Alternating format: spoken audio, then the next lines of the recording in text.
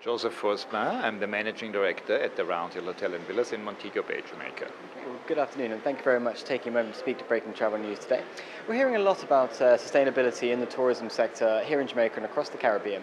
Whose responsibility is it to take the lead on that? Would it be the private sector or would it be the public?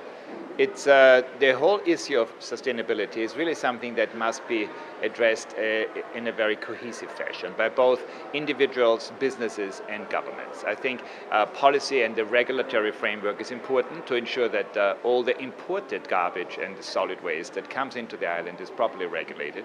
But it also then depends on the user and the consumer to become responsible, to start to protect its environment, and to recycle and to create value for that same solid waste. We just heard from the Prime Minister of Jamaica about the potential for hospitality to help the people of Jamaica. Is that something you've seen at your property? We are very happy that the UNWTO is with their conference for sustainable tourism now for the first time in the Caribbean, which is the world's largest tourism-dependent region.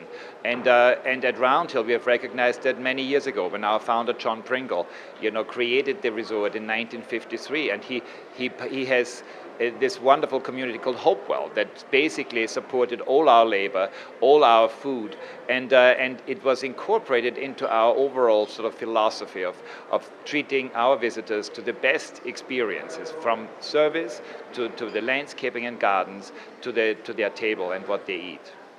We heard yesterday from Tourism Minister Bartlett, about the potential for multi-stop tourism with Jamaica signing partnerships across the region.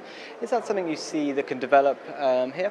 Absolutely. I mean, the Caribbean is very varied. I mean, the islands are incredibly interesting in terms of their cultural and ethnic uniqueness. They also are fairly close together, but very difficult to actually go from one to the other. So therefore, improved airlift, improved connectivity between the islands, better infrastructure to allow for the flow of visitors throughout the Caribbean, not just for visitors, but also for the local people, for the nations of the Caribbean to come together, is extremely important.